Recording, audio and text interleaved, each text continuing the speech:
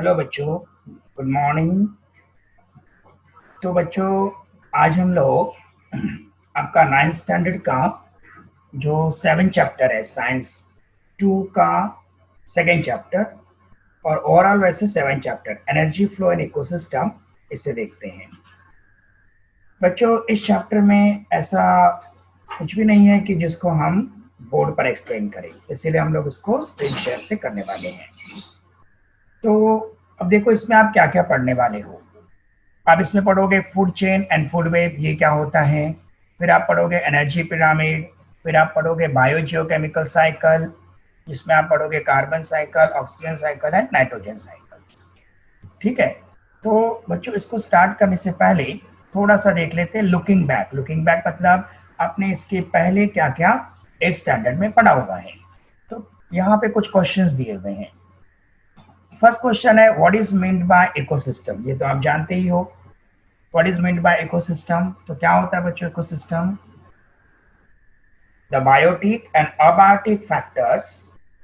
आपको मालूम है ना इकोसिस्टम किससे बना होता है? बायोटिक और अबायोटिक फैक्टर से बना रहता है।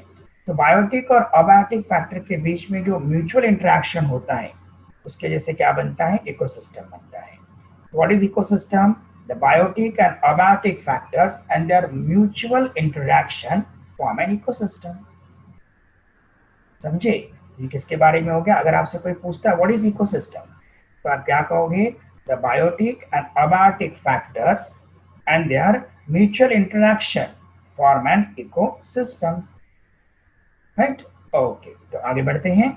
Which are the different types of ecosystem. Second question है, which are the different types of ecosystem. तो बच्चों, ये भी आपने पढ़ा हुआ है ना, डिफरेंट टाइप्स ऑफ इकोसिस्टम। तो मेनली क्या, कितने टाइप्स के इकोसिस्टम होते हैं?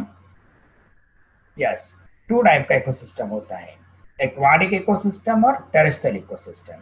तो अगर आपसे कोई पूछता है कि what are the different types of ecosystem, तो क्या आएगा? एक्वाटिक इकोसिस्टम और टेरेस्ट्रियल इकोसिस्टम। याद रखना आपको, aquatic ecosystem and terrestrial ecosystem.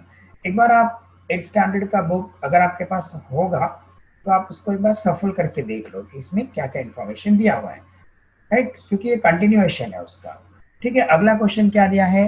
How do interaction takes place between biotic and abiotic factors of an ecosystem. तो आपको मालूम है कि the abiotic factors depend on the biotic factor mainly depend upon the abiotic factors.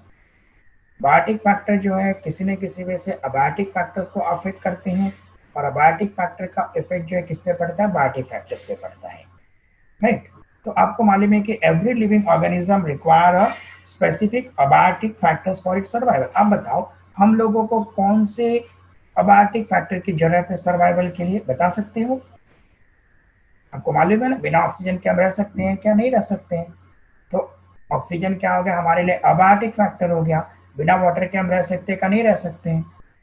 Right? तो ये क्या हो गया? अबायोटिक फैक्टर हो गया। ओके, तो हर लिविंग ऑर्गेनिज्म को कोई ना कोई अबायोटिक फैक्टर तो जरूरी होता है। अभी प्लांट के लिए क्या होता है? The type of soil, light, temperature, humidity etcetera, ये बहुत ही इंपॉर्टेंट है किसके लिए? प्लांट्स के लिए। राइट? तो अभी लिविंग ऑर्गेनिज्म मतलब जो बायोटिक फैक्टर्स है, they continuously interact with abiotic factors. They affect quality of the biotic factor. अगर आपको बहुत अच्छा ऑक्सीजन मिलेगा, तो फिर आपका हेल्थ भी बहुत अच्छा रहेगा। मतलब बायोटिक फैक्टर जो है ये अबायोटिक फैक्टर्स की क्वालिटी को क्या करता है? अफेक्ट करता है।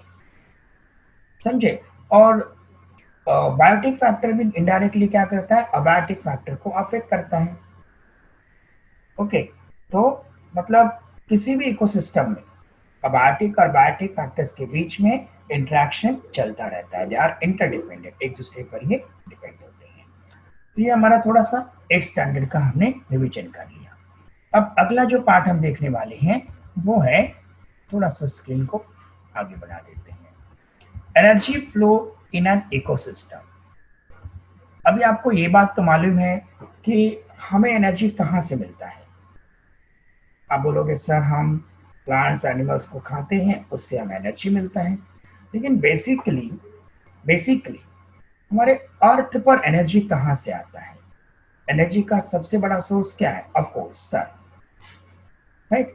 और ये सन से जो एनर्जी आती है, लाइट एनर्जी, इस एनर्जी को यूटिलाइज करने का प्रॉपर्टी किसके पास है?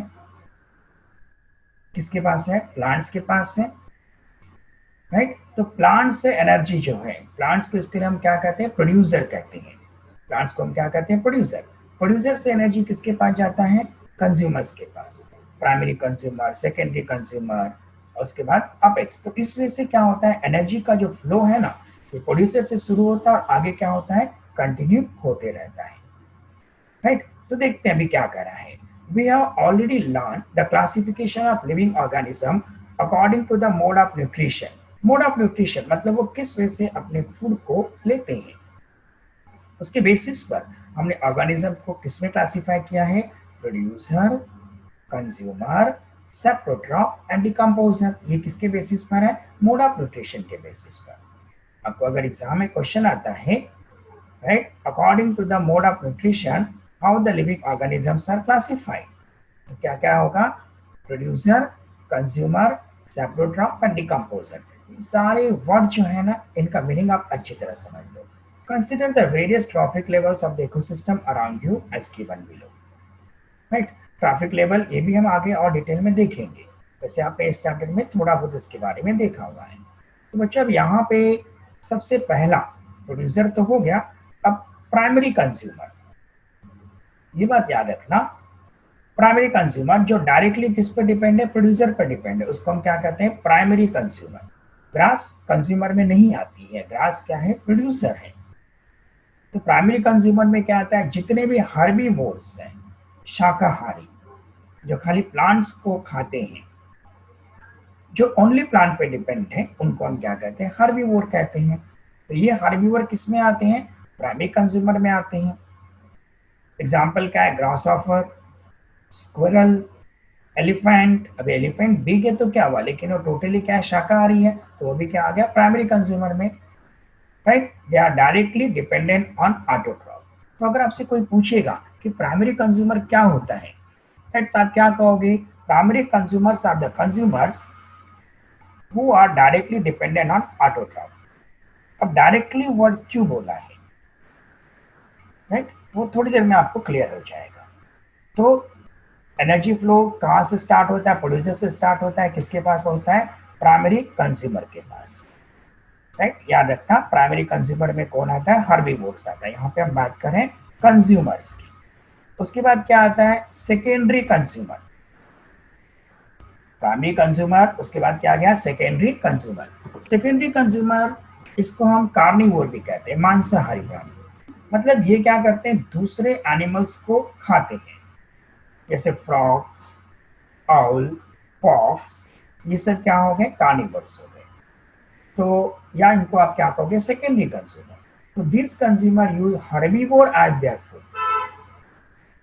समझे? याद रखने का, this consumer use herbivore as their food, so they are called as the secondary consumer. सेकेंडरी कंज्यूमर के बाद फिर क्या आता है? जो सबसे टॉप पर है, अपेक्स और टॉप कंज्यूमर, जिसको आप बोलते, जो वापस कार्निवोर्स हैं, लेकिन ट्रॉफिक लेवल पर या एनर्जी पिरामिड में ये सबसे ऊपर आते हैं। Tiger, lion, this consumer use herbivore and carnivore as their food. Herbivore और कार्निवोर दोनों को खाते हैं। No other animal feed on. अच्छा, टॉप कंज्यूमर कैसे पहचानने का? कोई और एनिमल उस पर फीड नहीं करता। टाइगर को कोई मारता है खाने के लिए? नहीं। लायन को कोई मारता है? नहीं। तो इसीलिए उसको हम क्या कहते हैं?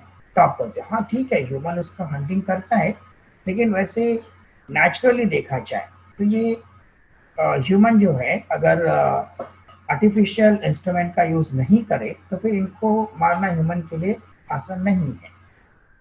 तो ऐसे एनिमल्स जो प्राइम हर्बीवोर और कार्निवोर दोनों को अपना फूड यूज करते हैं और कोई और अदर एनिमल उन पर फीड नहीं करता, उनको हम क्या कहते हैं? टॉप कंज्यूमर कहते हैं।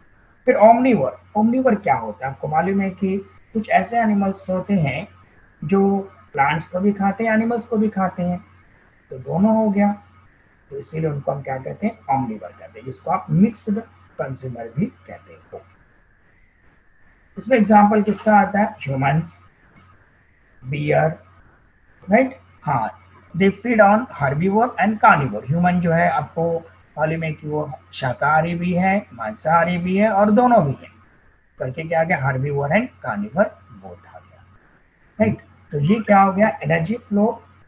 ये टाइप का क्या है, फूड एनर्जी फ्लो जो है प्रोड्यूसर से स्टार्ट होता है, कैसे आगे बढ़ता है, राइट।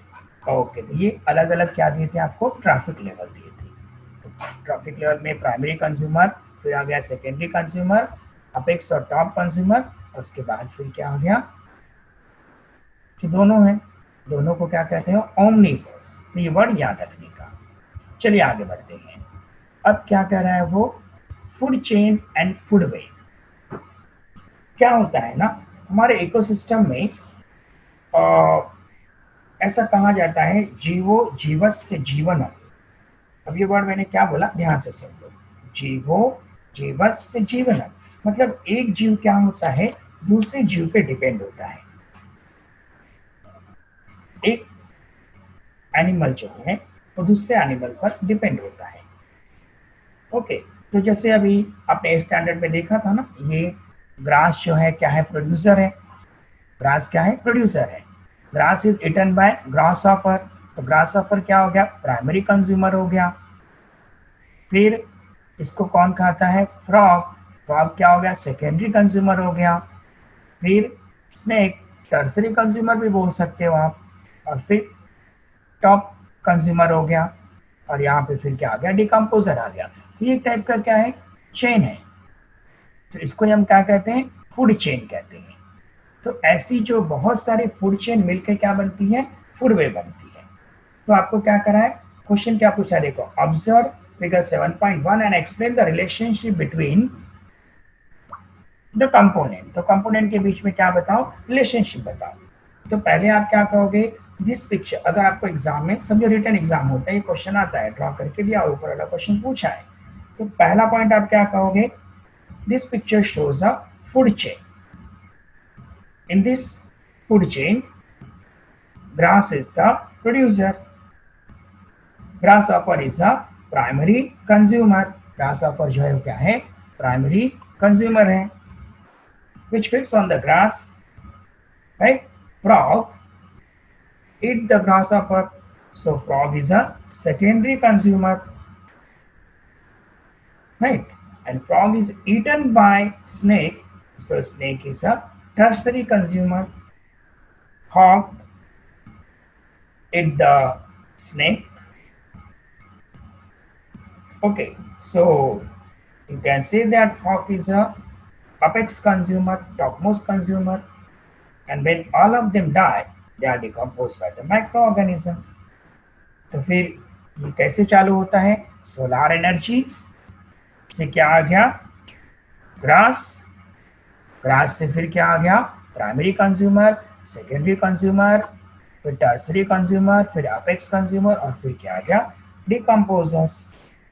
डिकम्पोजर्स में क्या दिखाया है, मशरूम और बैक्टीरिया दिखाए हैं, राइट। इजी है। चलिए अब टेक्स्ट बुक में देखते हैं क्या कह रहा है। Construct four chain like the one shown in figure 7.1। अभी आपको बोल रहा है कोई भी फोर चेन बनाओ, ठीक है। तो हम फोर चेन बना देते हैं। पहला ग्रास। ग्रास को कौन खाएगा, grass is eaten by rat, rat is eaten by snake, snake is eaten by hawk. एक ये बन गया। दूसरा एक काम करते हैं, हम चलते हैं थोड़ा एक्वाटिक इकोसिस्टम की ओर। तो एक्वाटिक सिस्टम में क्या होता है, जो प्लांट वाटर में ग्रो होते हैं उनको हम बोलते हैं प्लांक्टन। वाटर में जो प्लांट ग्रो होते हैं उनको क्या बोलते हैं, प्लांक्टन। ये प्लांक्टन को कौन खाएगा, स्मॉल फिश खाएगा। स्मॉल फिश को कौन खाएगा, बिग फिश खाएगा, राइट। और बिग फिश को कौन खाएगा, फिर बर्ड खाएंगे। तो प्लांक्टन, उसके बाद स्मॉल फिश, बिग फिश, और फिर क्या आ गया, बर्ड आ गया। और भी चार बोला है ना, दो हो गया। अभी थर्ड, थर्ड में क्या सोचो, ग्रास। ग्रास को बकरी को खिला दो, ग्रास। फिर क्या आ गया, grass is eaten by goat, goat is eaten by tiger. छोटा सा फूड चेन हो गया, राइट। और उसके बाद और भी कोई बनाना है तो fruit, fruit is eaten bye monkey, and monkey in turn eaten by crocodile. वो मंकी वाला स्टोरी मालूम है ना आपको, जिसमें क्रोकोडाइल जो है उसको आपको मालूम होगा कि मंकी और क्रोकोडाइल फ्रेंड थे, राइट। चलो यहाँ पे स्टोरी डिस्कस नहीं करते हैं, राइट, बाद में देख लेंगे इसको, कभी कभी टाइम रहेगा तो हम स्टोरी के बारे में भी बात कर लेंगे।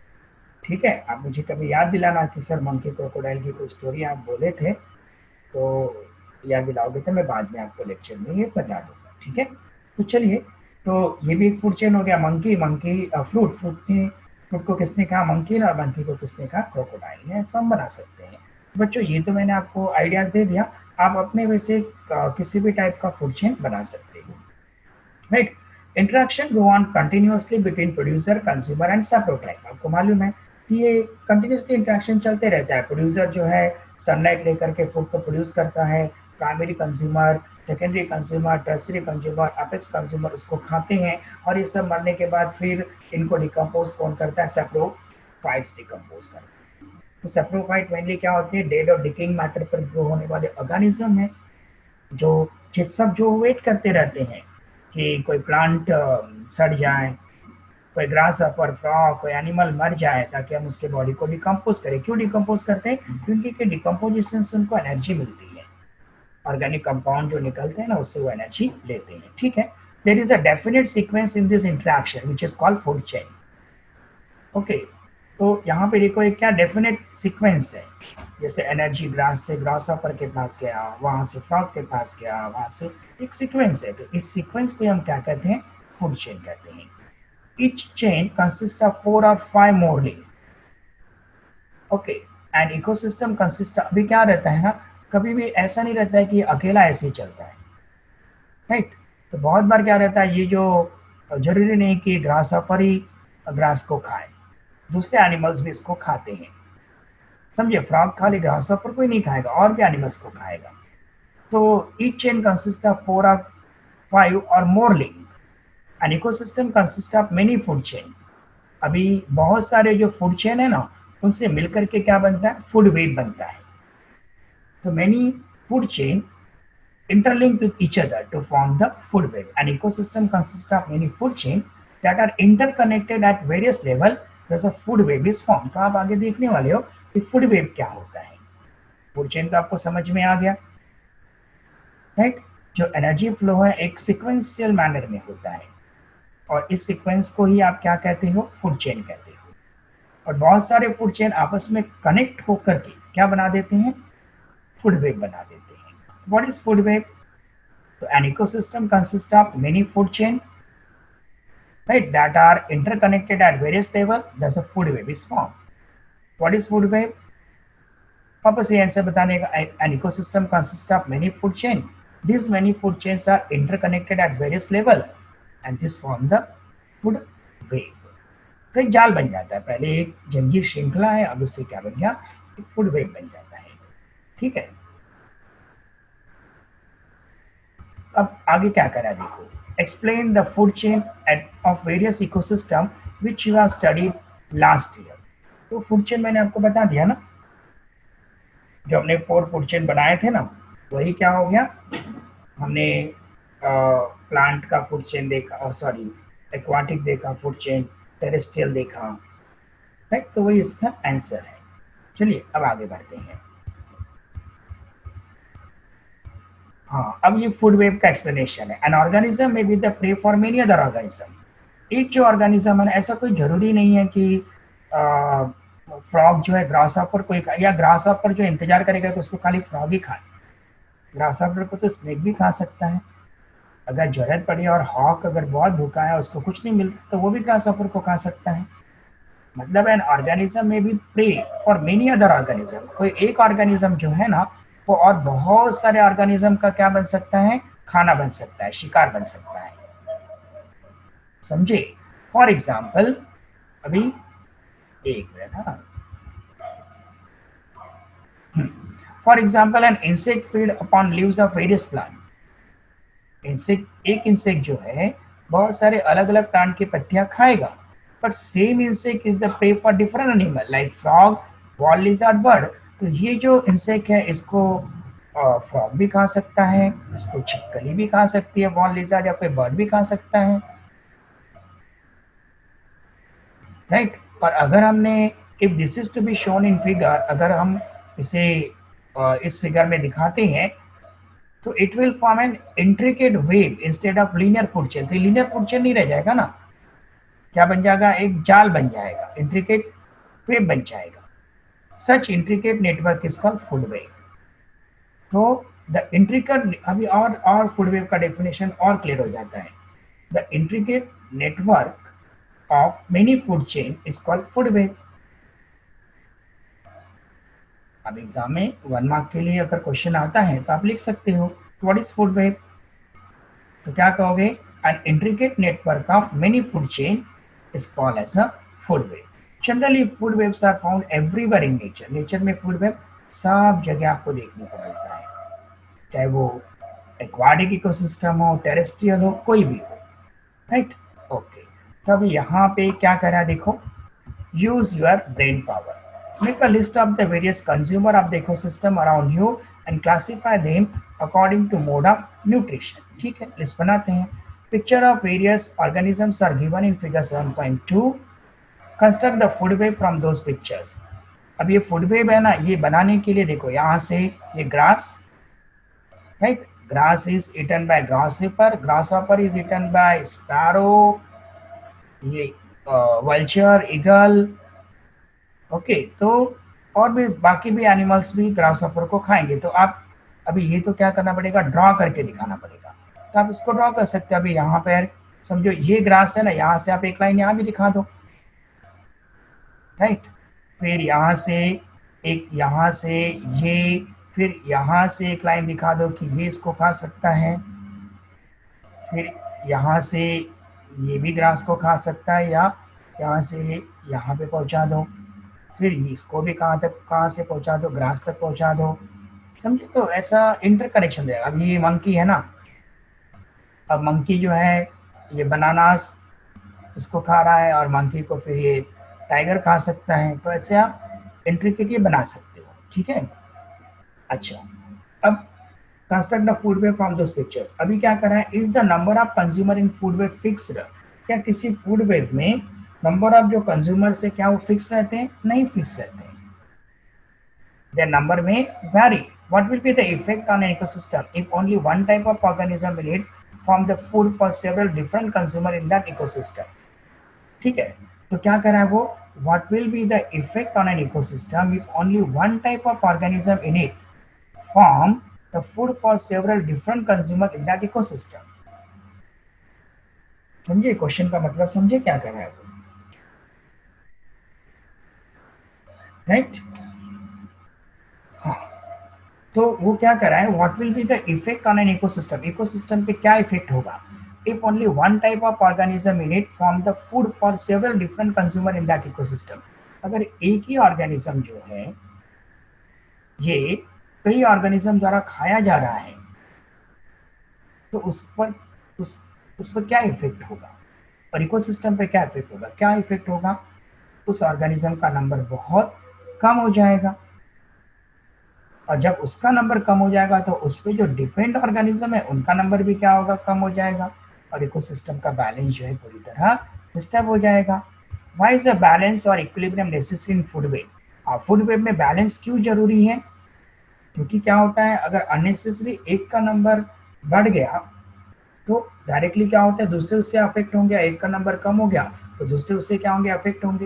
इसके लिए क्या है, बैलेंस होना जरूरी है, समझे। जैसे आप सिंपल से एग्जांपल ले लो, एक फील्ड है, उस फील्ड में फ्रॉग है, फ्रॉग को स्नेक खा रहे हैं।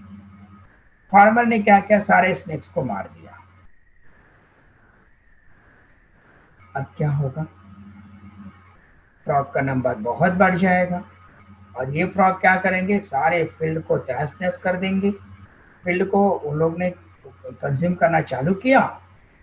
अब क्या होगा, फील्ड का क्रॉप भी तो कम हो जाएगा ना, प्रोड्यूसर भी तो कम हो जाएंगे, और इनडायरेक्टली ये भी कम हो जाएंगे, यानी पूरा बैलेंस क्या होगा, इक्विलिब्रियम क्या हो जाएगा, खराब हो जाएगा, right. To make some interesting observation while having a meal at home, identify the trophic level of the various food item in your dish, identify your own level in the chain। Okay, तो जब आप खाना खाओगे तो आप देखना कि वो फूड कौन से ट्रॉफिक लेवल का है, राइट। और फिर आप किस पे आते हो, प्राइमरी कंज्यूमर, सेकेंडरी कंज्यूमर, टर्सरी कंज्यूमर, किस में अगर आप पूरी तरह शाकाहारी हो तो क्लियर सी बात है आप क्या बोलोगे, प्राइमरी कंज्यूमर। मांसाहारी हो तो सेकेंडरी कंज्यूमर, राइट। ठीक है। अब ऊपर एक क्वेश्चन दिया था ना, उसमें बोला था कि ये जो पिक्चर है इसको देख करके आपको एनिमल्स को क्या करना है, क्लासिफाई करना है, राइट। तो अब बच्चों इसमें हाँ, make a list of the various consumer of ecosystem around you, classify them according to mode of nutrition. Mode of nutrition के अकॉर्डिंग उनको क्या करना है, क्लासिफाई करना है। बच्चों इसमें ये जो ग्रास है, राइट, उसके बाद ये बनाना ट्री है और ये नॉर्मल ट्री है, राइट। तो ग्रास और यहाँ पे सीड्स और फ्रूट्स दिखाए हैं ना, कुछ ग्रास, सीड्स और फ्रूट, और ये छोटा सा हर्ब और ये बनाना ट्री, ये किस में आ जाएंगे, प्रोड्यूसर में आ जाएंगे। ये सारे को आप क्या बोलोगे, प्रोड्यूसर बोलोगे। फिर प्राइमरी कंज्यूमर, अब प्राइमरी कंज्यूमर में कौन कौन आएगा, ये बेचारी स्क्विरल जो है शाकाहारी है ना, तो प्राइमरी कंज्यूमर में आ गया, फ्रूट्स पे डिपेंड रहती है ना, फ्रूट और नट्स पर, राइट। और उसके बाद स्पैरो, स्पैरो भी किस में आता है, स्पैरो इंसेक्ट्स को भी खा सकती है, तो हाँ, तो इसको भी हम प्राइमरी कंज्यूमर में कंसिडर कर सकते हैं। मंकी, मंकी मांसाहारी नहीं होता है ना, तो ये भी क्या हो गया, प्राइमरी कंज्यूमर हो गया। और यहाँ पे कुछ हाँ जेब्रा भी दिखा, देखो तो जेब्रा भी क्या हो गया, प्राइमरी कंज्यूमर हो गया। सेकेंडरी कंज्यूमर, अब एनिमल, दूसरे एनिमल्स को खाने वाले, ये कौन है, फॉक्स है, राइट। फिर ये भी दूसरे एनिमल्स को खाता है ना, तो काइट है शायद, ये वल्चर या काइट है, तो ये भी क्या हो गया, सेकेंडरी कंज्यूमर हो गया। और ये महाराज कहाँ आएंगे, जो सबको खा जाते हैं, इनको कोई नहीं खाता, इनको हम टर्शरी कंज्यूमर या अपेक्स कंज्यूमर में भी ले सकते हैं। समझ गए, तो चलिए आगे बढ़ते हैं। हाँ, अब यहाँ पे क्या है, the energy pyramid, right, trophic level. Each level in the food chain is called trophic level. Food chain का जो लेवल है ना, जहाँ से फूड चेन चालू होता है, उसको हम क्या कहते हैं, ट्रॉफिक लेवल कहते हैं। Each level in the food chain is called trophic level. A trophic level is the step at which the organism obtain its food in the chain. तो ट्रॉफिक लेवल जो है, ये स्टेप है जहाँ पर organism उस चेन में अपना फूड ऑब्टेन करता है, राइट। तो अब इसमें देखो, प्रोड्यूसर जो होते हैं ना, प्रोड्यूसर, राइट, इनको हम ट्रॉफिक लेवल में नहीं कंसिडर करते। ये अपना फूड क्या करते हैं, खुद बनाते हैं, फूड ऑब्टेन करना है, फूड पाना है फूड चेन में, ये तो खुद बनाते हैं ना, ये प्रोड्यूसर के फॉर्म में आते हैं। और उसके बाद जो हर्बीवोर है, वो क्या है, एनर्जी पिरामिड में फर्स्ट ट्रॉफिक लेवल है। हर्बीवोर को कौन खाता है, प्राइमरी कंज्यूमर, कार्निवोर, तो ये किस में आ जाते हैं, सेकेंडरी कंज्यूमर, ये किस में आ जाते हैं, सेकेंड ट्रॉफिक लेवल। तो primary consumer first trophic level, secondary consumer second trophic level, tertiary या ओमनीवर किस में आ गए, थर्ड ट्रॉफिक लेवल। तो इसको हम क्या कहते हैं, ट्रॉफिक लेवल कहते हैं। तो अगर एग्जाम में क्वेश्चन आता है व्हाट इज ट्रॉफिक लेवल, तो each level in the food chain is called trophic level. A trophic level is the state at which the organism obtains its food in the chain. The amount of matter and energy gradually decreases from producer at lowest level to top consumer at the highest level. देखो अभी क्या होता है ना, producers ने food बनाया, right, और primary consumer में समझो हम जो है प्लांट को खाते हैं। प्लांट जो है हमारे बॉडी में क्या होता है, डाइजेस्ट होता है। अब बच्चों मैं आपको एक बात बता दूं कि जो भी आप प्लांट्स खाते हो, राइट, प्लांट में एक कार्बोहाइड्रेट है जिसका नाम है सेलुलोज। ये सेलुलोज हमारे बॉडी में डाइजेस्ट नहीं होता, जो रफेज बनाता है, और ये वेस्ट प्रोडक्ट के फॉर्म में हमारे बॉडी से डिफिकेशन के समय निकल जाता है। ओके, बहुत सारी चीजें ऐसी होती हैं जो हम प्लांट की खाते नहीं हैं। तो प्लांट ने जितनी एनर्जी ली थी, उस सारी की सारी एनर्जी हमको नहीं मिलती है, उसमें से कुछ एनर्जी जो है वो वेस्ट हो जाती है। मतलब प्रोड्यूसर ने जितना भी एनर्जी सनलाइट से लिया था, उसका कुछ ही पार्ट किसको मिला? हमको मिला। तो एनर्जी क्या हो गया, हम तक आते आते, या हम तक क्या हम बोलेंगे, प्राइमरी कंज्यूमर तक आते आते थोड़ा कम हो गया। प्राइमरी कंज्यूमर को किसने कहा? Secondary consumer. अब लायन वगैरह जब किसी एनिमल को खाते हैं तो बहुत बार उसकी बोन्स वगैरह छोड़ देते हैं ना, तो पूरा का पूरा एनर्जी जो है सेकेंडरी कंज्यूमर पे भी नहीं पहुंचता। जो अपेक्स पे होते हैं ना, उन बेचारों को तो बहुत कम ही एनर्जी मिलता है।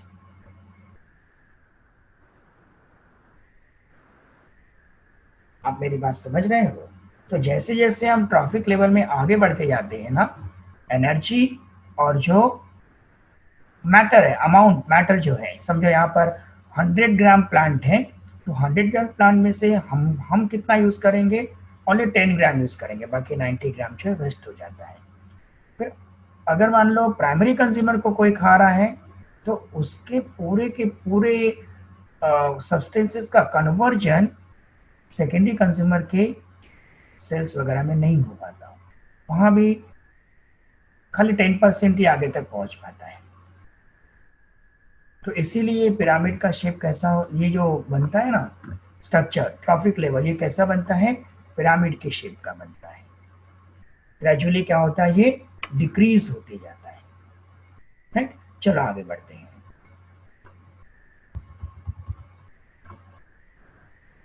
अब यहाँ पे क्या दिया है? एक इंट्रोडक्शन टू साइंटिस्ट दिया हुआ है। ओके, चलो अभी नेक्स्ट पार्ट देख लो, एन इंट्रोडक्शन टू साइंटिस्ट। एक साइंटिस्ट है जिनका नाम है लिंडेमैन। ये नाम आपको याद रखना है, ऑब्जेक्टिव में ये क्वेश्चन आएगा। लिंडेमैन in 1942 studied the food chain and energy flow through it। तो उन्होंने किसका स्टडी किया था? फूड चेन का स्टडी किया, और फूड चेन में एनर्जी फ्लो कैसे होता है प्रोड्यूसर से प्राइमरी कंज्यूमर सेकेंडरी कंज्यूमर, इसका स्टडी कौन से ईयर में किया? 1942 में। राइट, तो इन 1942 dash scientist studied the food chain and energy flow in it. तो याद, नाम याद रखना है, लिंडेमैन। उसके बाद एक और साइंटिस्ट जिसका नाम है Charles Elton, a British scientist, first proposed the concept of ecological pyramid in 1927। तो ये जो हम पिरामिड देख रहे हैं ना, पिरामिडिकल स्ट्रक्चर ट्रॉफिक लेवल का, ये किसकी देन है? चार्ल्स एल्टन की। कौन से ईयर में दिया था? 1927। After study of tundra ecosystem of the Veer island in England. England में एक आइलैंड है जिसका नाम है वीर, वहां पे टुंड्रा इकोसिस्टम ग्रासलैंड है ये, उसके इकोसिस्टम का स्टडी करने के बाद उन्होंने पिरामिड बनाया था। किसने बनाया था? चार्ल्स एल्टन ने। स्पेलिंग याद रखो, ELTON। Right, this pyramid is also called the Eltonian pyramid. इसको क्या बोला गया? एल्टोनियन पिरामिड भी बोला गया। राइट, और आपको मालूम है ना कि ये जितना भी ट्रॉफिक लेवल से ये पिरामिड के शेप का या ट्रायंगुलर शेप का क्यों होता है? क्योंकि प्रोड्यूसर सबसे ज्यादा होंगे, और उसके ऊपर वाला जो ट्रॉफिक लेवल होगा वो पहले वाले पे डिपेंड है ना, तो पहले वाले का नंबर ज़्यादा होना चाहिए। राइट, और सेकेंड वाले पर कौन डिपेंड है? थर्ड वाला डिपेंड है। तो जब सेकेंड वाले का नंबर ज़्यादा होगा तभी तो थर्ड वाले को फूड मिलेगा। अगर आप सोचो ना, ये वाले लेवल पर एनिमल्स बहुत कम है, तो अपने आप इनका नंबर भी क्या हो जाएगा? कम हो जाएगा। इसीलिए हमेशा कौन से शेप का होता है? पिरामिड के शेप का होता है। आगे हम यह और डिस्कस करने वाले हैं। तो फिलहाल आपको दो साइंटिस्ट के नेम याद रखने हैं। लिंडेमैन, इन्होंने क्या किसका स्टडी किया था? फूड चेन का स्टडी किया था और एनर्जी फ्लो का। और चार्ल्स एल्टन, जो हम पिरामिड देखते हैं ना, ये किसकी देन है? चार्ल्स एल्टन की। तो ये हमें याद रखना है।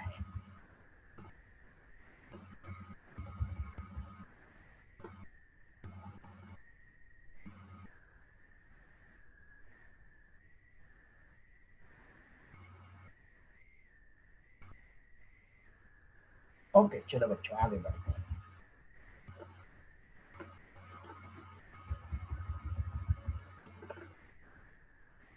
चलिए, think about it. What happens to the energy during its transfer from producers to apex consumer? Does it remain trapped in the apex consumer? Does it remain in the body of apex consumer till its death? So what happened to the energy during its transfer from producers to apex consumer? तो producer से energy किसके पास पहुंचती है? Primary consumer के पास, primary से secondary consumer और वहां से फिर अपेक्स कंज्यूमर तक पहुंचती है. Does it remain trap in the apex consumer? क्या ये एनर्जी जो है अपेक्स कंज्यूमर में ट्रैप रहती है? नहीं. देखो, पहले प्रोड्यूसर से एनर्जी किसमें पहुंची? प्राइमरी कंज्यूमर में पहुंची. प्राइमरी कंज्यूमर जो है ये वेरियस एक्टिविटीज करता है, दौड़ता है, भागता है, तो इस प्रोसेस में कुछ एनर्जी क्या होती है? लॉस हो जाती है. थल एनर्जी की बात कर रहा है. साथ में और क्या होता है? वो रेस्पिरेशन करता है. रेस्पिरेशन करता है तो हीट के फॉर्म में भी एनर्जी क्या होती है? एनवायरनमेंट में चली जाती है. और जो अपेक्स कंज्यूमर है वो भी तो वेरियस लाइफ एक्टिविटीज करता है. ये एनर्जी क्या होती है? उसके बॉडी में से भी एनवायरनमेंट में रिलीज होती है, पूरी की पूरी नहीं. हाँ, लेकिन जब अपेक्स कंज्यूमर का डेथ हो जाता है तो फिर डिकम्पोज होकर के ये एनर्जी क्या होती है? वापस एनवायरनमेंट में पहुंच जाती है. समझे? और हर एक बार एनर्जी क्या होती है? कम कम होती जाती है. तो एनर्जी ट्रैप नहीं रहती है, ये सर्कुलेट होती रहती है साइक्लिक मैनर में, कि इसके डेथ के बाद वापस ये सॉइल में जाएगी, फिर प्रोड्यूसर्स के बॉडी में जाएगी, और इसमें से क्या होगा? प्रोसेस चलते रहता है. राइट? ओके. आगे क्वेश्चन क्या कह रहा है? What would happen if it remain trap in the body of the consumer even after the death? What will happen if there were, अच्छा अगर ये डेथ के बाद भी ट्रैप रह जाए तो क्या होगा? एनर्जी जो है डेथ के बाद भी ट्रैप रह जाए, रिलीज ही नहीं हो, तो क्या होगा? तो बच्चों, अब जितने भी मिनरल्स वगैरह हैं ये प्लांट ने एब्जॉर्ब किया. एब्जॉर्ब करने के बाद ये मिनरल किसके बॉडी में पहुंचे? प्राइमरी कंज्यूमर के बॉडी में पहुंचे. अब अगर फंजा या कोई माइक्रोब नहीं है तो इनके ये डिकम्पोज होकर के वापस सॉइल में नहीं पहुंचेंगे ना, उनके बॉडी में ट्रैप रह जाएंगे. यानी धीरे धीरे क्या हो जाएगा? पूरा जो इकोसिस्टम का बैलेंस है वो खराब हो जाएगा. अब सोचो, प्रोड्यूसर से एनर्जी प्राइमरी कंज्यूमर में पहुंची, प्राइमरी से सेकेंडरी में, सेकेंडरी से tertiary top most apex consumer तक पहुंच गए. डेथ के बाद ये सब एनिमल्स मरते गए, लेकिन इनको डिकम्पोज करने के लिए माइक्रो ऑर्गेनिज्म ही नहीं है, पंजा माइक्रो है ही नहीं नेचर में. तो क्या होगा? ये सारा का सारा एनर्जी इनके बॉडी में ट्रैप रहेगा, और जो भी हम आगे मिनरल साइकिल वगैरह देखने वाले वो काम ही नहीं कर पाएंगे. क्योंकि हमारे यहाँ पे क्या होता है? सब साइक्लिक मैनर में होता है ना बच्चों. जो चीज सॉइल में से गई हुई है वापस सॉइल में आती है. कैसे? जैसे प्लांट को, प्रोड्यूसर को प्राइमरी कंज्यूमर ने खाया, प्राइमरी कंज्यूमर को सेकेंडरी कंज्यूमर ने खाया, टॉप मोस्ट ने खाया, ये सब मर गए. यानी जमीन से जो चीजें प्लांट से सब एनिमल्स के बॉडी में पहुंची थी, डेथ के बाद जब माइक्रो ऑर्गेनिज्म इनके बॉडी का डिकम्पोजिशन करेंगे वापस सॉइल में पहुंच जाएगा ना. वापस सॉइल में पहुंचा और फिर वापस प्लांट इसको यूज करेंगे. लेकिन अगर माइक्रोब और फंजाई नेचर में नहीं है तो क्या होगा? तो ये क्या होगा? इनके बॉडी में ट्रैप, और बहुत बड़ा प्रॉब्लम हो जाएगा. सब जगह पे जो प्लांट्स और एनिमल्स का डेड बॉडीज है उसका एक ढेर लग जाएगा, हिप हो जाएगा, और पूरा इकोसिस्टम क्या हो जाएगा? डिस्टर्ब हो जाएगा. बैलेंस पूरा क्या हो जाएगा? खराब हो जाएगा. इसकी वजह से बहुत सारे प्रॉब्लम्स होंगे, there will be lot of problems. ठीक है, तो चलो आगे बढ़ते हैं. ये दो क्वेश्चन को सोचने के बाद, ब्रेन पावर यूज करने के बाद देखते हैं क्या कह रहा है. 7.4 shows the energy transfer that takes place at each trophic level. There are different levels of energy exchange in the food chain. The initial quantity of energy goes on decreasing at every level of energy exchange.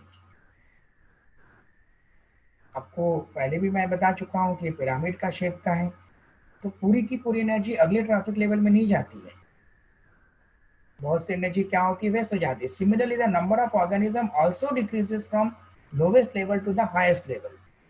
This pattern of energy exchange in ecosystem is called pyramid of energy. तो अगर पूछेगा pyramid of energy क्या होता है, तो यहाँ से start करोगे। There are different levels of energy exchange in the food chain. The initial quantity of energy goes on decreasing at every level of energy exchange. Similarly, the number of organisms also decreases from the lowest level to the highest level.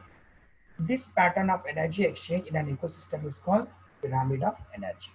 ठीक है, और clear करते हैं इसको। देख लो, phytoplankton.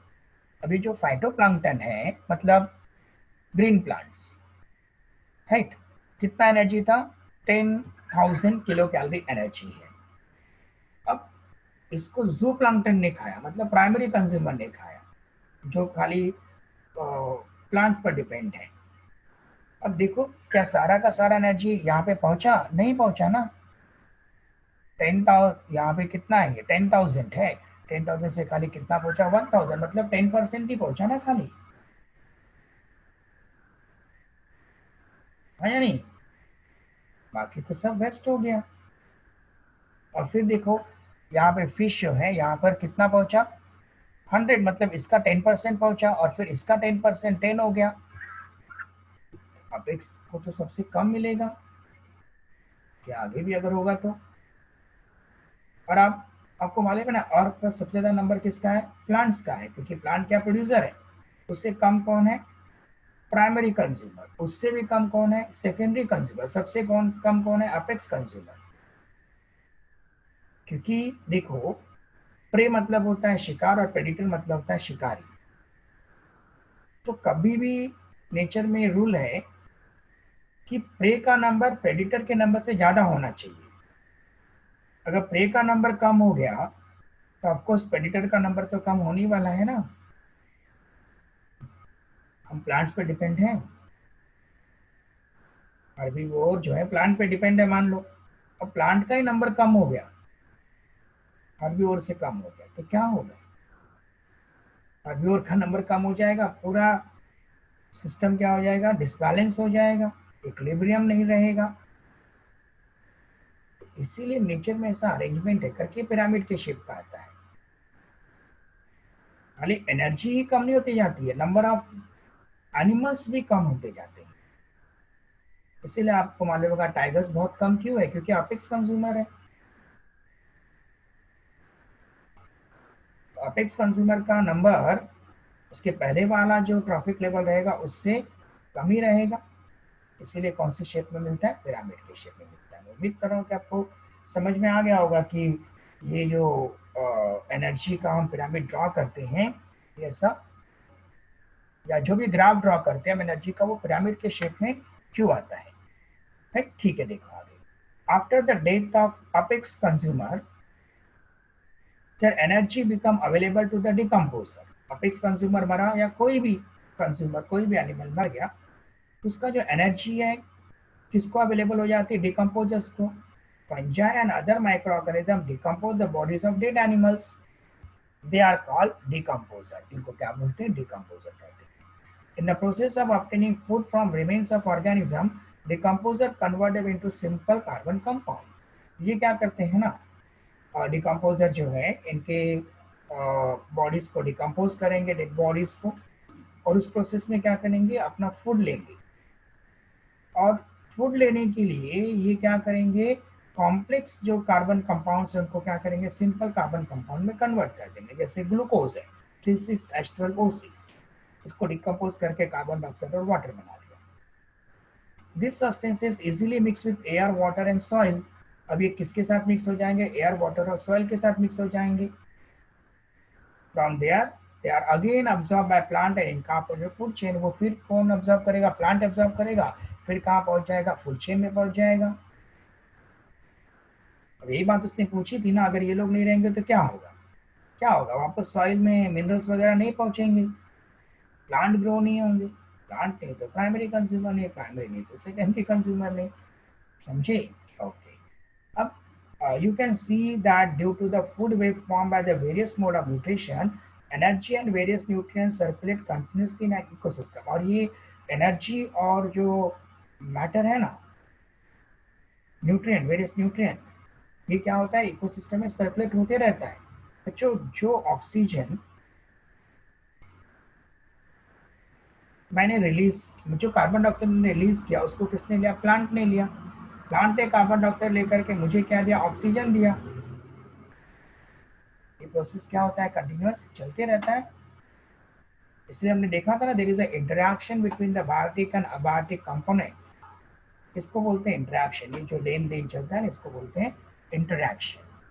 अभी ध्यान से सुनिए, एक बहुत ही इंपॉर्टेंट क्वेश्चन का आंसर है, why the energy is referred as a one way transport. पहले मैं समझा देता हूँ, फिर रीड कर देते हैं. अच्छा, एक बात बताओ, हम लोगों को एनर्जी किससे मिलता है? हम लोग सब प्लांट से. ठीक है, स्टार्ट करते हैं. अब कहाँ से स्टार्ट करते हैं? सन से स्टार्ट करते हैं. सन से एनर्जी आई, उसको किसने ट्रैप किया? प्लांट ने. क्यों? क्योंकि इनके पास क्लोरोफिल है, तो उन्होंने उस एनर्जी को ट्रैप करके अपना फूड बनाया. हमने प्लांट्स को खाया, राइट. प्लांट को खाने के बाद हमने दौड़ भाग की, जो भी एक्टिविटीज की, इस प्रोसेस में कभी हीट के फॉर्म में एनर्जी रिलीज हुआ. ये एनर्जी कहाँ चला गया? एनवायरमेंट में चला गया. प्राइमरी, सेकेंडरी, टर्सरी, जो भी ऑर्गेनिज्म ने एनर्जी ली थी, वो एनर्जी एंड में कहाँ चली गई? फिर से एनवायरमेंट में चली गई. क्या एनर्जी वापस सन के पास गई? नहीं गई ना. तो एनर्जी आई कहाँ से? सनलाइट से. याद रखना, अर्थ पर आप एक सिंपल सा अज्यूम करो ना, सन नहीं है तो क्या होगा? क्या प्लांट ग्रो हो पाएंगे? नहीं. प्लांट नहीं है तो क्या होगा? हर्बीवोर नहीं है. हर्बीवोर नहीं तो कार्निवोर नहीं है. कार्निवोर नहीं तो कोई नहीं है. उसके बाद फिर माइक्रो ऑर्गेनिज्म भी नहीं रहेंगे, क्योंकि उनको डिकम्पोज करने के लिए डेड बॉडीज मिलेंगे ही नहीं. यानी हमारे अर्थ पर एनर्जी का मेन सोर्स क्या है? सन है ना. उसी से तो एनर्जी आती है. अब जब ये सन से एनर्जी आ रही है, तो क्या वापस सन के पास जाती है क्या एनर्जी? नहीं जाती. ये इन्वायरमेंट का एक पार्ट बन जाती है ना बच्चों. देखो, मैंने सांस लेकर के सांस छोड़ दी. आपका जो रिलीज करते हो ना, एक्सेल करते हो, तो थोड़ा सा गर्म रहता है वो. मतलब क्या हुआ? हीट के फॉर्म में एनर्जी क्या भी रिलीज हुई, और कहाँ चली गई? इन्वायरमेंट में चली गई. Become a part of the environment. और वापस कहाँ नहीं जाती? सन की तरफ नहीं जाती. करके बोलते हैं कि एनर्जी क्या है? वन वे ट्रांसपोर्ट है. सन से प्रोड्यूसर, प्रोड्यूसर से प्राइमरी, प्राइमरी से सेकेंडरी, और ये सबसे वापस इन्वायरमेंट. फिर कहाँ नहीं जाती? सन के पास नहीं जाती. ये थ्योरी का बहुत इंपॉर्टेंट क्वेश्चन है. The sun is the most important source of energy in an ecosystem. मैं यहाँ पढ़ रहा हूँ, देखो. Green plant of the ecosystem store some of the solar energy in the form of food. है. याद रखना, खाली 1% जो सनलाइट अर्थ पे पहुंचती है, उसका खाली 1% ही सन यूज, प्लांट यूज करते हैं. Before reaching the decomposer, this energy is passed on from one trophic level to the next. तो आपको मालूम है, डिकम्पोजर तक पहुंचने से पहले ये एक ट्रैफिक लेवल से क्या होता है? नेक्स्ट ट्रैफिक लेवल तक जाता है. Decomposer dissipate some amount of energy in the form of heat. Decomposer क्या करते हैं? कुछ एनर्जी हीट के फॉर्म में रिलीज कर देते हैं. However no part of the energy ever return to the sun. कोई भी एनर्जी सन तक जाती नहीं है. कहाँ रह जाती है? एनवायरमेंट में. Hence, such passage of energy is referred to as a one-way transport. तो कैसे लिखने का सर? अपने ओन वर्ड में लिखना है, sun is the most important source of energy. Green plant utilizes this energy, they produce their food. This food passes from primary consumer, secondary consumer, apex consumer, and ultimately to the decomposers. Right? And decomposer, they decompose the body and release some of the energy in the form of a heat. Other, यहाँ पे दिया नहीं, लेकिन आप लिख सकते हो. When primary, secondary consumer, they do the various life activities, and some amount of energy is released in the environment in the form of a heat, and no part of the energy return to the sun. Hence, we can say that the energy is refer to as a one way transport. बहुत ही important question ऐसा आपको मिल गया। ठीक है, अब आगे बढ़ते हैं। हाँ देखो क्वेश्चन क्या है, why are the number of tertiary consumer always less than those of the other consumer. तो आप कहोगे in trophic level the number of the organism which are at a higher level is always less than that at the lower level. If the organism at a lower level is less, then ultimately the organism of the higher level will decrease now. Yes or no? अगर घास कम है, primary consumer के comparison में घास कम है, तो सारी घास को प्राइमरी कंज्यूमर खा जाएंगे ना, और घास खत्म हो जाएगी। तो इसीलिए क्या रहता है, और अपेक्स कंज्यूमर सबसे कम क्यों रहते हैं, क्योंकि आपको मालूम है कि बहुत लेस अमाउंट पे नेट उनके पास पहुंचती है। और यहाँ पर ये बात ध्यान रखने का, एक लाइन याद रखने का, number of prey should always be more than the predator and apex consumers are the top most predators. तो अब देखो लायन है, अगर लायन मान लो खाली डियर्स को खा रहा है और डियर का ही नंबर कम है, तो लायन का नंबर तो और कम हो जाएगा ना। इसीलिए अपेक्स जो कार्निवर्स होते हैं उनका नंबर जो है कंज्यूमर से हमेशा क्या होता है, कम होता है, because number of predator should always be less than the number of prey, और number of prey should be more than the number of predators.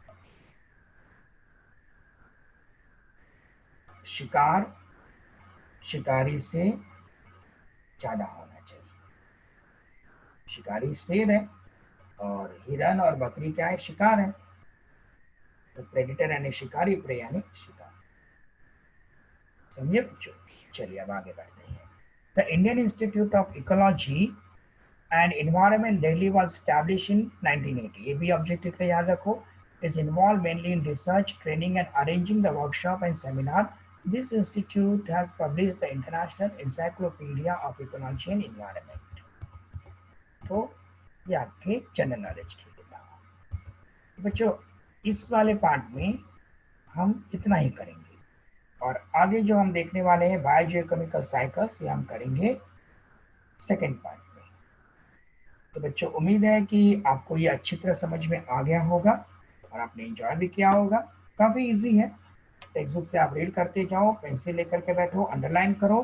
बाद में मैं आपको जैसे ये लेसन सेकेंड पार्ट में ख़त्म होता है तो फिर हम इसके ऑब्जेक्टिव क्वेश्चंस भी डिस्कस कर लेंगे।